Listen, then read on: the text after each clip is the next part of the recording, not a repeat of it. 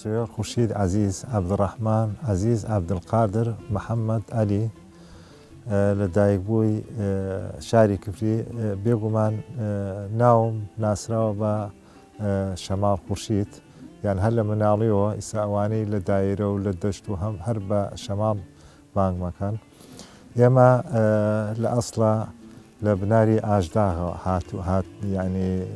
باپیرانم لێوە بوونە ئەو جارە دواتر چوینە بۆ گوندی کانی گۆمەی ئەوەی نزیکی سلێمانیە لە کۆتاییەکانی سەردەمی عوسمانی یعنی لە 1990ەکانە باپیرەم عەبدوڕەحمان هاتیە بۆ ئەم شارە بابام حاجە عەزیز هەر لەم شارە لە دایکۆبیە نزیکانمان لە گوندی کنگربانی نزیک کفری و هەروەها ناو شارە هەندێک ئامۆزاکانمان ئێستا لە خودی سلێمانیە دانشن. من لە 1960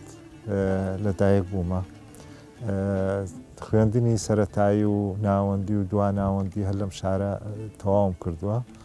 لە 1970 چوومە کۆلیجی کشتوکاڵ لە زانکۆی بەغا لە 82 تەواوم کردووە. لە دەربارەی خێزانداری خێزاندارم لە 1970 خێزانم پێکەیناوە ئێستا 4 مناڵم هەیە 3 کوڕ و کچێک و هەر لەم شارە دانیشتوومە لەم شارە لە دایک و بووم لەم شارەی سەیش لەم شارە دانیشتوومە. باپیرەم عەبدوڕەحمان ناسراوە بە کاروانچی کاری کاروانچێتیە کردیە نێوان سلێمانی و کفریە تا 1932 دواتر ئەم دەستبەرداری ئەو ئیشە بووە خەریکی گەنم و جۆ و فرۆشتن و ئەمانە بووە. باوکم لە دایکبووی 1928 لە 1950 یەکەم تەعینی وەکو مامۆستا لە گوندی کەلار بووە کە ئێستا ناوەندی ئیدارەی سەربەخۆی گەرمیانە. لەم شارە بێگومان ئەگەر باس وەکو خوێندنی سەرەتایی و ناوەندی کە سەردەمی عوسمانی پێیان وت ڕوشدیە لەم شارە بوونی هەبوو بەڵام تا 1970 ڕوشدیە داخراوە تەنانەت بەس سەرەتایی بووە سەرەتاییش 2 قۆناغی بووە سەرەتاییەک هەبووە 4 ساڵ بووە سەرەتاییەک بووە لە 1 بۆ 6 بووە. باوکم لەم شارە مەسەڵەن سەرەتایی تەواو کردیە دواتر ئەو وەختە هین بووە دارمعالمین ڕیفی بووە یعنی هین گوندوانە 5 ساڵ بووە لە دیالە لە باقوبە تەواوی کردووە دواتر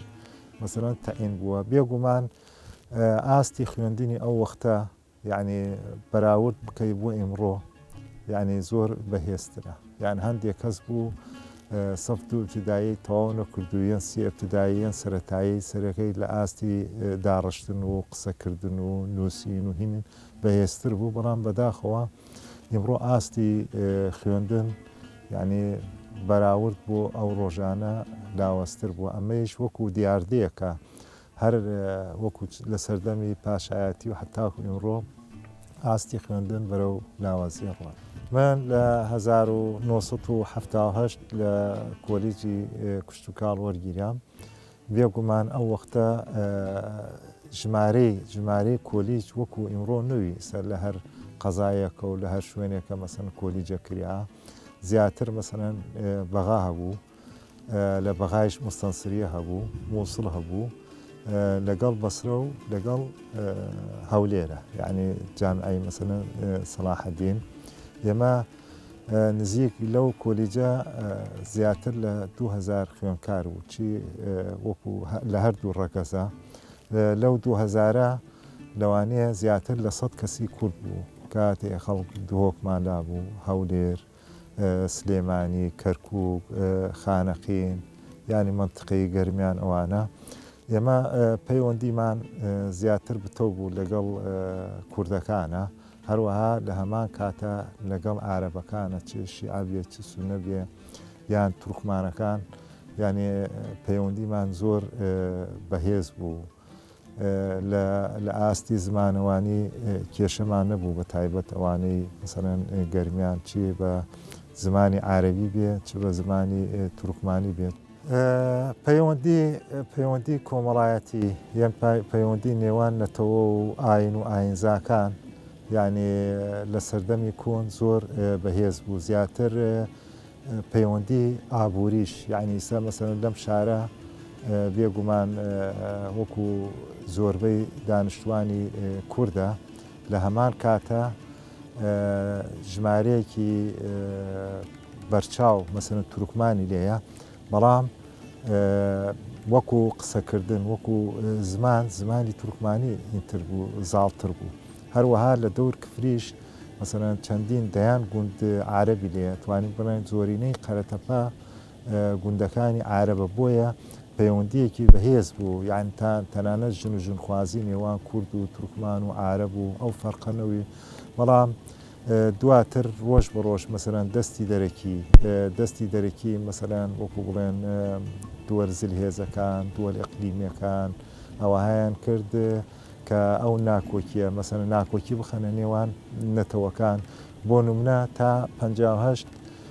نێوان کورد و تورکمانی ئەم شارە وەکو پەیوەندیەکی بتەو بوو بەڵام دواتر بۆ تەدەخولی بۆ ئەوەی لاوازکردنی دەسەڵاتی عەبدولکەریم قاسمە تورکیا ڕۆڵێکی سەرەکی بینی بۆ ئەوەی ئەو پەیوەندی باشەی نێوان کورد و تورکمان هەیە تێکی بدەن ئەو بوو لەم شارە لە کۆتاییەکانی 1950 ئاڵۆزیەک نێوان هەردوو پێکاتەکە دەرکەوت بەڵام خۆشبەختانە قوربانی لێ نەکەوتەوە ئێمڕۆیش یان پەیوەندیەکان نێوان کورد و تورکمان ئەگەر دەوڵەتەکان بێرن ئەگەر حزبەکان لەسەر ئاستی مەسئولیاتە کار بکەن بێگومان پەیوەندیەکان بەهێزترە بێت لێمە ئەو وەختە حرب عێراق و ئێران بی خۆمانەزانین هەمومان مەسەڵەن ئەسکەر بی بەڵام وەکو عێلاقەیەکی مەسەڵەن نێوان خەریج مەسەڵەن وەکو کوشت و کاڵ و لە واقع ئەمەلیدا جێبەجێ بکەم دوای ڕاپەڕین بوو دوایەوە کاتێ لە ئێران و گەڕاینەوە دەستم کرد بە کاری کوشت و کاڵی تا 2008ش مەسەڵەن لەو کارە ئیشمە کرد و لەو ئیشەیش مەسەڵەن سەرکەوتوو بووم لە هەموو مەسەڵەن چ زیاتر لە بواری مەسەڵەن بەستەنە کە بواری خۆم بوو باغداری ینی سەوزەواتەوانە سەوزەواتی جۆرە جۆرمانە کرد تەنانەت لێرۆ مەسەڵەن هینمانە کرد بۆ سلێمانی و بۆ کەلار و بۆ فرۆشتە ئێمە یەکەم دامەزراندنم لە 1982 بوو لە وێزگەی بەستەنەی هین باغداری بێجی وەڵام زۆری نەخایەن ئێمە وەکو دەرەوەی حکومزاتی بوو جارێتر گەڕاین بۆ هین بۆ عەسکەری بەڵام دواتر لە 2004 سەر لە نوێ مەسەڵەن لەلایەن حکوومەتی هەرێمەوە دامەزراوم تا ئێمڕۆژ بەردەوام وەڵاهی یعنی عێلاق حتمما یعنی ئەو شەڕە سەخت بوو بۆ هەموو هینەکان بۆ هەموو تاکان چ تا کورد بێ عارەب بێ تورکمان بێ چووکو شەڕێکی سەپێنرا بوو بەسەر گەلانی عێراق و ئێران و ئیتر من زیاتر لە هین لە منطقەی قەڵازی و ڕانی و هینمە کرد یان بەگشتی هەر عەسکەری ینی سەختە بۆ هەموو گەنجێک و بۆ بنەماڵەکان و تایبەت لە سەردەمی شەڕدا خۆی وەکو ملەتی وەکو گەلی کورد لە باشووری کوردستانە لە هەر لە سەرەتایی مەسەڵەن پەیدابوونی مەسەڵەن فکری نەتەوەیی ئەم ملەتانە مەسەڵەن لە سەردەمی شێخ مەحموود تەنانەت مەسەڵەن لەم شارە ڕەنگدانەوەی بوو هین حزب شووعی هیوا پارتی دیموکراتی کوردستان تا 75ش مەسەڵەن ڕۆڵێکی سەرەکی هەبوو بەڵام دوای 75 ڕۆڵی مەسەڵەن یەکێتی نیشتیمانی کوردستان تا نەوەتەکانە ڕۆڵێکی سەرەکی ئەبینین ئەین وەکو چی ئەوانەی وا وەکو ڕێخستنن یان چی ئەوانەی وەکو پشگیری ئەو هینیانە کرد لە دوای 1992 تا 95 فکری ئاپۆچێتی مەسەڵەن گەیە باشووری کوردستان لە زمنیها مەسەڵەن کوردستانی هین بڵێن شاری کفریش ئیتر ئێمە لە نزیکەوە لەگەڵ مەسەڵەن فکری ئاپۆچی ئاشنا بوو.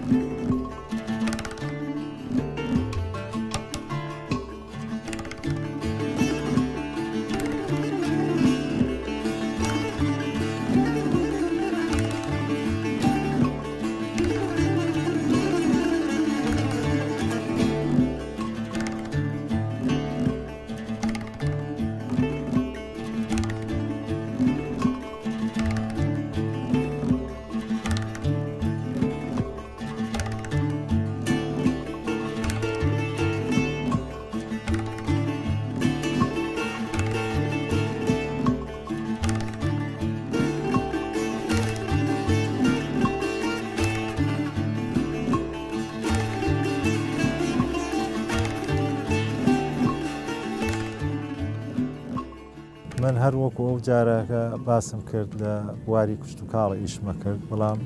ڕێخستنی ئابۆچی لە ناو شاردە بوڵاو بوو ئیتر لە ڕێی چەند هاوڕێیەک ئاشنای مەسەرەن هەواڵان بوو تر لە ئەتوانم بڵێم لە 96 تا ئێمڕۆ مەسەرەن پەیوەندیەکی بتۆم هەیە لەگەڵ حرەکەی ئابۆچی تەنانەت لە 97 هین مەسەرەن وەکو ئەندام لێنە دەکەبووم دواتر دوای 2005 لەگەڵ پارتی چارەسەری ئێمڕۆیش ئێستەیش مەسەرەن لە 2014 لەگەڵ دامەزرانی تەفگەری ئازادی ئەندامی تەفگەری ئازادیم و ئەندامی بڵێن دیوانی سەرۆکایەتی جباتی گشت وەکو بڵێن لە هەموو بوارەکانت چ لە ناو ئێنەدەکە خەباتم کرد چ لە ناو پارتی چارەسەری چ لە ناو تەفگەری ئاستەنکی زۆر فشاری زۆر بوو بە تایبەت چەنێ فشارەکان لەسەر حرەکەتی ئابۆچی زیادە بوو فشارەکانش مەسەرەن لە شارەکانی باشووری کوردستان زیادەکە ئێمڕۆیش مەسەرەن لەبەر چاوە مەسەرەن ئەبینین ئێمڕۆ مەسەرەن فشارێکی زۆر هەیە لەسەر حرەکەی ئابۆچی چ لە ڕۆژاوە چ لە باکوور ئەبینن ڕێکدانەوەیشی لەسەر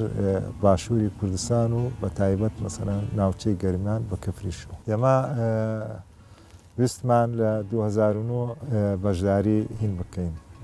بەشداری هەڵبژاردن بکەین هەرێمی کوردستان لەژێر ناوی لستی هیوا بەڵام بەداخەوە قەدەغە کریان لە 2013ش بەشداریمان کرد بەڵام دەنگێ مەسەن وەکو پارچەرز دەنگێ باشی ئاوت بەڵام نیان هێشت بکەوینە ناو بڵێن پەرلەمانە ئەبینین لە 2010ش کە ویستمان بەشداری هەڵبژاردننی کوردستان بکەین هەر قەدەغە کریان کەچی لە پەرلەمانی عێراقا بە حکمی ئەوەی ئێمە مۆڵەتی ڕسمیمان بوو توانیمان سەرکەوتوو بووین لەو پرۆسێ من لە هەشتاکانەوە خەریک نووسینم بەڵام نووسینەکان مەسەرەن بۆ بڵاوکردنەوە نەبوو یعنی لە 82 وەمداوە دەستم بە نووسینی شعر بە زمانی مەسەرەن عارەبی ئەوانە بوو بەڵام هەر بۆ خۆم بوو یعنی چی شتێکم بنووسیان بەڵام بۆ خۆم بوو لە 97 بابەتەکانم مەسەن بابەتی سیاسی لە جەریدەی وڵات ئەو سەردەما مەسەلەن چەند بابەتێکم بڵاو کراوە لە 1998 کاتێ یعنی ئینسان هەندێک جار ناچارێ بێشت بنووسە کاتێ پێشەنگایەک لەم کفریە کرا پێشانگاکە سوچێکیاندا بوو بۆ بەرەی تروکمانی یان جەبهەی تروکمانی جا لەسەر هینەکە عینوانەکە نووسیبی کفری مەدینەت تورکمان و ئاثار و ئەجداد بەڵام کەس نەبوو وەڵامی بدات کە من وەختە مەسەرەن وەکو جوتیاری ئیشمە کرد و توانای ئەوەم نەبوو مەسەرەن کاتم نەبوو هیلاک بووم بتوانم شت بکەم ئەوە ناچارمی کرد کە ڕۆشنبیرانی هەرێمی کوردستان ڕۆشن بە تایبەت شاری کفری نەیانتوانی وڵامی ئەو هەڵە گەورەیە بدەن منش ناچار بووم بابەتەکە بکەمە هین وەکو چۆن نووسینێک بۆ گۆڤار یان بۆ ڕۆژنامە بنووسم ئەوە بوو بۆ جەریدەی وڵات نووسیم بڵاویان نەکردووە یعنی ئەوان پێیان خۆشبی بەرهەمەکەم مەسەن فراوانتر بکەم بیکەمە نامیلکەیەک یان مەسەرەن کتێبێک ئەوە بێ لە 1998 دەستم پێ کرد تا 2002 کتێبێک هەر بە زمانی عارەبی لەژێر ناوی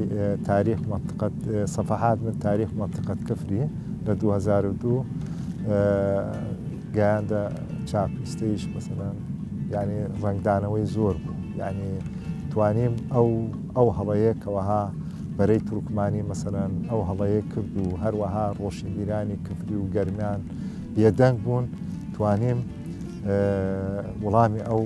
هەڵەیە بدەن ناوڕۆک وەکو ناوڕۆک مەسەرەن وەکو بەرەی تورکمانی کەویستی مەسەرەن وەکو شارەکانی مەسەرەن هەر لە خانەقین و حتا گەیتە تەلافەر وەکو ناوچەیەکی تورکمانی یعنی تورکمان ئیلی بناسیێنێت کە ئەم یەکێ لەوانەیش ئەم شاری کفری بوو بەڵام من نەک بڵێن مەسەرەن دژایەتی یان نەتەوەی تروخمان بکەم چکە ئێمە مەسەرەن لە شارێکی وەکو کفری ئێمە مەسەرەن لەگەڵ تروخمانە لەگەڵ عارەبە ژن و ژنخوازیین تەنانەت لە خوێن مشە مەسەرەن دادام تروخمانە داپیرە گەورەی مەسەرەن دایکم مەسەرەن لە هۆزی داهلەگی عارەبە یان ئێمە نەک بڵێن دژایەتی نەتەوەکانتر بکەم بەڵکو بۆ ئەوەیە بیسەلمێنین کە ڕەسەنی ئەم شارە چییە جا مێژووی ئەم شارە مەسەرەن نووسی بە ئەو جارە پەیوەندی مەسەرەن نێوان ئەدەبیاتی تروخمانی و ئەدەبیاتی کوردی چۆن ئەدەبیاتی تروخمانی مەسەرەن متەئەسر بێ بە ئەدەبیاتی کوردی لە ڕووی ئاینەوە لە ڕووی شعرەوە لە ڕووی گۆرانیەوە لە ڕووی مەسەرەن کەرپەلەوە ئەو جارە یعنی هینێ پاشکۆیەکی هین بوو مەکە وەکو بڵێن ڕەسەنی دانیشتوانی ئەم شارە دواتر هەندێک برادر پیان باش بوو مەسەرەن ئەو کتێبە تەرجمەی بکەن بۆ هین بۆ زمانی عارەبی من پێم باش بوو مەسەرەن دوای ئەوە مەسەرەن دوای چەند ساڵێک حتمما ئینسان معلومات و زانیاری زیاترەوێ هەڵسیام مەسەرەن خۆم یان هینی بکەم مەسەرەن وەکو فراوانی بکەم ئەو فراوانە بووە سێ کتێبێکی کە مێژووی ناوچەی کفری بە زمانی کوردی مێژووی ناوچەی کفری لە کۆنەوە تا 58 ئەوەکەی تریشی وەکو پرۆسەکانی پاکتاوی ڕێگەزی چکۆ ێزا نانین کفری و بە گەرمیانەوە زۆرترین قوربانی ئەنفار و جینۆسایدە بۆ مەسەرەن عنوانی کتابەکەم مەسەن پرۆسەکانی پاکتاوی ڕێگەزی لە ناوچەی کفری دواتر مێژووی ناوچەی گەرمیان لە ڕووی چینە کۆمەڵایەتیەکان و ڕێکخراوە سیاسیەکان ئێمە زانین دەرچوونی مەسەرەن دەرکەوتنی هەر ڕێخستنێکی سیاسی هینێکی هەیە مەسەرەن هۆکارەکانی هەیە بۆیە مەسەلان بۆ شیکردنەوەی بە تایبەت ئەو وەختە کفری ناوەندی گەرمیان بوو ئەمە زانین وەکو کەلار گوندێک بوو سەر بە کفری بوو قەرەتەپە و دۆز خوڕمات و لەگەڵ کۆکوزوانە هەمووی تابعی کفری بوو بۆیە کفری ئەتوانی بڵێن ئەو وەختە ناوەندی گەرمیان بوو بۆ تەرکیزم کرد لەسەر چینە کۆمەڵایەتیەکان مەسەلەی مڕگدارەکان لەگەڵ مەسەرەن جوتیارەکان لەگەڵ مەسەلەن بازرگانی چۆن ڕۆڵی هەبووە لە دروستبوونی یان پەرەسەندنی ئەو ڕێکخراوە سیاسیەکان کە لە ناوچەی گەرمیان دەرکەوت بڵێ ناڵێن یەکەم جار سەفەحات من تاریخ منطقەت کفری لە 2002 لە 2013 مێژووی ناوچەی کفری لە کۆنەوە بۆ 1950 پرۆسەکانی پاکتاوی ڕێگەزی لە ناوچەی کفری هەروەها لە هەمان ساڵە کتێبێکم بەناوی ئەتڵسی کەرکووک گۆڕانکاریە کارگێڕیەکان لە نێوان 1940 تا 1970 لە پارێزگای کەرکووک بە کاملی نزیک 116 لاپەڕەی ئەیفۆرە دواتر لە 2015 ناڵم کتێبەکە ئەوەی هین مێژووی ناوچەی گەرمیان چینە کۆمەڵایەتیەکان و ڕێکخراوە سیاسیەکان ئێستەیش کتێبێکم تەواو کردیە یعنی بەنیاز چاپکردن هەیە ئەوش ئابووری ناوچەی کفری لە نێوان ساڵانی 1950 تا 2010 جگە لەمانە ئەمە مەسەرەن بەنیازی ئەتڵسی باشووری کوردستان یعنی گۆڕانکاریە ئیداریەکان لە کاتی ئەڵێن باشووری کوردستان یان هەمووی ویلایەتی مووسڵ لەگەڵ خانەقین و مەندلی و شارەبان و لەگەڵ بەدرەوجە سانش شوێنەوار چەندین جۆر شوێنەوارمان هەیە گرنگترینیان گردە دەستکردەکان گردە دەستکردەکان ئەتوانین بڵێن نزیکەی 156 گردی دەستکرد هەیە لە سنووری قەزای کفریە گەورەترینیان گردی ئاسکی کفریە کە بڵێن ڕووبەری 22 ئەوە خۆیشی هەر ناوەندی ئەم ناوچەیە بێچی لە ڕووی مەسەرەن لە سەردەمی بڵێن سۆمەریەکان یان ئاشوریەکان لە سەردەمی ئاشوریەکان وەکو پارێزگا ناوی هاتووە بە ناوی لاخیرەوە لە سەردەمی سۆمەریەکان و ئەکەدیەکان وەکو کیماش و کوپرۆ و لە سەردەمی ڕۆمانی و شەڕی ڕۆمانی و لەگەڵ بڵێن ئێرانیەکان یعنی ساسانی ئەوانە بە ناوی ڤرجیا هاتیە لە شەرەفنامەیش مەسەلەن ئەم شارە ناوی وەکو مەسەلەن کفری هاتووە جگە لە گردە دەستکردەکان ئێمە هەر لەم سنوورە بە سەدان ئەشکەوتمان هەیە ئەو ئەشکەوتانە وەکو قەبرێکە ئەگەڕێتەوە بۆ سەردەمی زەردەشتی و پێشترش ئەمەش دوو جۆرە جۆرێکی لەناو تاوێرەکان کریا یەک چاڵی تایە یان سەکویەک و چاڵێک ئەوە ئەگەڕێتەوە بۆ پێش سەردەمی لەوانەیە پێش سەردەمی زەردەشتی سەردەمی زەردەشتی بەڵام پێش سەردەمی ئیسلامی بەڵام جۆرەکەی تر لەناو گەچەکان کریا ئەوش چوار چاڵە سیانی وەکو قەبر دانەیەکشی وەکو نەریتی زەردەشتیەکان خەڵوزی تیەکەن ئەوش ئەگەڕێتەوە بۆ دوای سەردەمی بڵێن مەسیحی و لەگەڵ مەسەلەن ئیسلامە بەڵام شوێنە کە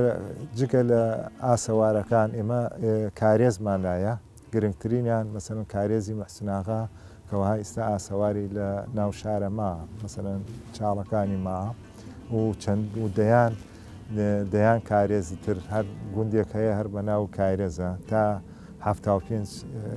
ئاوەکەی مەسەلەن احتیادی بوو کاتێ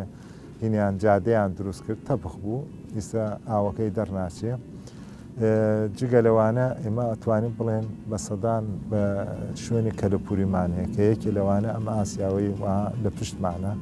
کە تەمەنی کەمترینشی دەگەڕێتەوە بۆ زیاتر لە 150 ساڵ لەسەر ئەم چەمە کە پێڵێن چەمی قوشە چاپان لە سەردەمی عوسمانی وەکو لە ساڵنامەکانی عوسمانی داهاتێ 35 ئاسیاوانە ئاش یعنی بەڵام لە 1945 ئەم ژمارە بووە 16 دەنک ئێستا هیچی کار ناکە سیانی ما ئەم دوانی نۆژەن کریا دانێکی هێشتا نۆژەن نەکریا جگە لەوەی مەسەلەن ئەتوانین قەیسەری کفریکە لە 1970 ڕووخاوە چەندین مەسەلەن مزگەوت و چەندین شانشین و لەم شارە هەیە ئێمە هەر لە نەوەتەکانە هەوڵی جددیمان داوە بەڵام بەداخەوە هیچمان پێ نەکریا یعنی هەر مەسئولێک هەر بەرپرسێک هەر لێ پرسراوێک هاتی وعدیدا بەڵام وعدەکانی جێبەجێ نەکریا مەسەلەن بۆ نمونە قەیسەری کفری تا سەرەتای نەوەتەکانە کاریە کرد ئێستا لە سەتا دەیش کارەکە یعنی خەڵکی لەسەر مەسەلەن ڕزقی لەسرە لەوانەیە نزیکەی زیاتر لە 30 دوکان ئیسە کارەکە بەڵام مەسەلەن ئێمە وەکو سەرۆک وەزیران مەسەن هاتی ئێمە مراجعەمان کردیە وەکو وەزیرات مراجعەمان کردیە وەکو قایم قام وەکو ئیدارەی گەرمیان بەڵام بەداخەوە یعنی تا ئێستا شتێوەها نەکرێت تەنانەت دوو مزگەوتمان بوو مزگەوتەکان تا ڕادەیەک بەهێزیش بوون بەڵام ڕوخانیان لە شوێنەکەی مزگەوتتریان کرد یعنی ئەمەش کارەساتێک بوو بەڵام یان هەوڵی خۆمانە دەین بەڵام سەرکەوتوو نەبووین.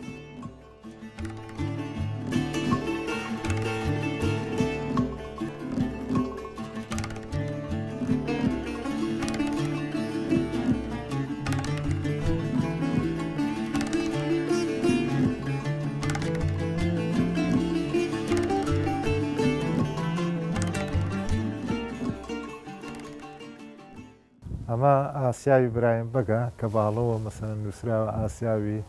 قازی کە 1963 یعنی بزەبت لەوانەیە ساڵەکەی دیار نەبێ بەڵام نزیکە لە واقعەوە ئەمە تا 1950کانش ئەمە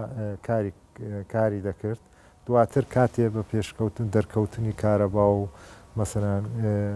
مەکینەی جۆرا و جۆر ئیتر ئەو ئاسیاوانە ڕۆژ بە ڕۆژ هین بوو ئەمە پێش چەند ساڵێک بنکەی شوێنەواری کفری ئەمەی نۆژەن کرد بە دەستیان خۆش بێت و ئیشێ باشیان کرد بەڵام بەداخەوە ئیمڕۆ کاتێ مەسەلەن کاتێ ئەچیتە ناو سەیرەکەی وەکو زبالەی لێهاتێ یعنی هەر کەس تێدان شێت و شتەکان ئەگەر لە دوای خۆی پاکی بکە یان بۆ ئەوەی شتێکی حەزاریە بەڵام بەداخەوە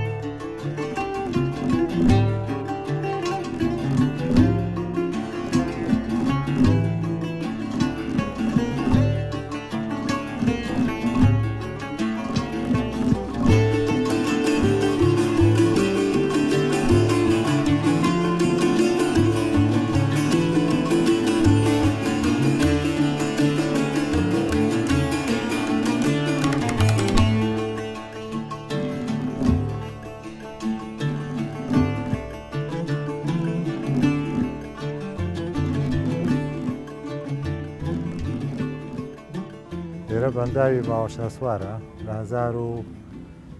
لە 2009 دروست کراوە.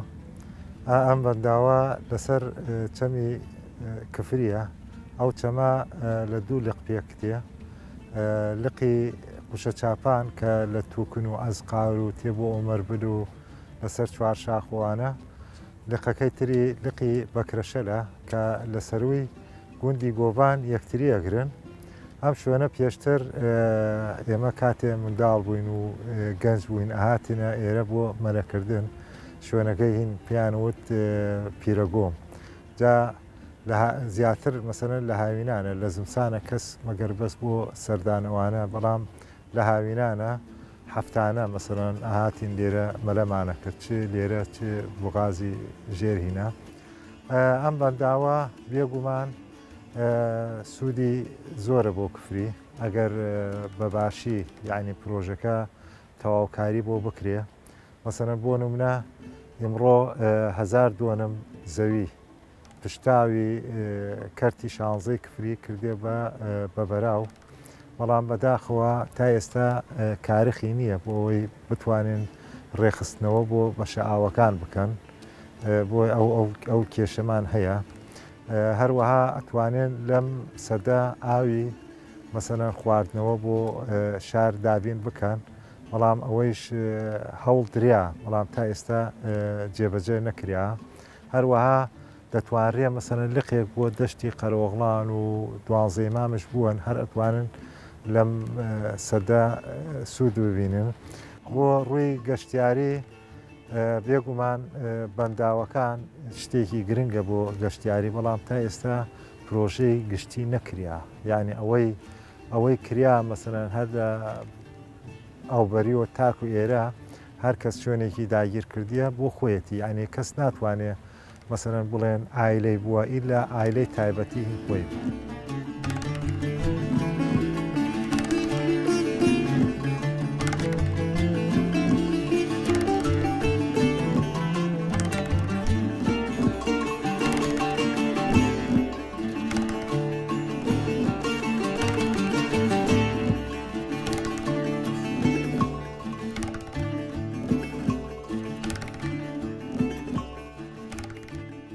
من براگەورەکەم وعافیکە مەسەرەن زیاتر جەماڵ، هەرچەند مەسەرەن 4 ساڵ لە من گەورەتر بوو، بەڵام هەم براگەورم بوو هەم برادرم بوو. هەروەها میمزاکانم، خاڵۆزاکانم مەسەرەن ئەنوەر و ئیحسان و مەسەرەن قەحتان ئامۆزام و ئیتر لەگەڵ زۆر برادر و مەریوان و مەسەرەن سیروان و ئاهاتین بۆ ئەم دەشتە، چ مەسەرەن ئەگەر هاوینان بوو وەکو بۆڵێن بۆ مەلەکردن، چ وەکو بڵێن بۆی مەسەرەن گەشتێکی مەسەرەن گەشتێکی خۆش مەسەرەن بووینە سەر بە تایبەت لە بەهارانە ئەم ئەزانین ئەم دەشتە دەشتێکی خۆشە ئەو جارە دیمەنشی جوانە یعنی دیمەنی ئێرە کاتێ مرۆڤ تێتە ئێرە هەستاکە مەسەران بڵێن خواری کوفری تەختاییە بەڵام ئەم شوێنە هەمووی قاتقات و زنجیرە چیاکانە زیاتر ئەو سەردەبانەی من باس گەنجی خۆمەکەم حکوومەت تا 91 لێرە باڵادەست بوو یعنی ئەو فترەیە نێهێشت مەسەران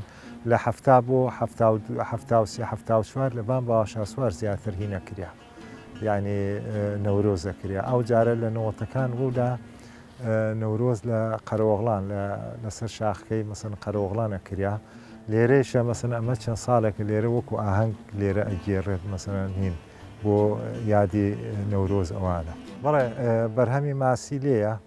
یعنی ئێستا چەند کەسێک هەیە مۆڵەتیان وەرگردێ بۆ ڕاوکردن تەمان ئەوەش فترەی خۆی هەیە مەسەران لە بەهار و تا هاوێن نزیکەی 6 ڕۆژە مەسەن ئەوە نابێ ماسی ڕاو بکەن بەڵام دووسێ پرۆژە هەیە بەڵام زیاتر ئەو کێشەیەوەیە بەلە 3 ساڵ بارانێکی زۆر بوو نزیکەی 211 ملیم باران باری ئەو چاڵەکەی مەسەرەن هین سەردەکەی داخست و حکوومەت و بڵێن خەڵک ناچار بوو شوێنێکی بۆ بکاتەوە جا بنەکەی ئەم سەدا پڕ بووە لە قوڕەوانە زیاتر پرۆژەکان مەسەلەن کەم بووتەوە مەسەلە لەوانەیە تا ئێستا دوو پرۆژە هەیە بەڵام باقیەکە هەمووی هین وەکو هین چەند هینە چەند کەف.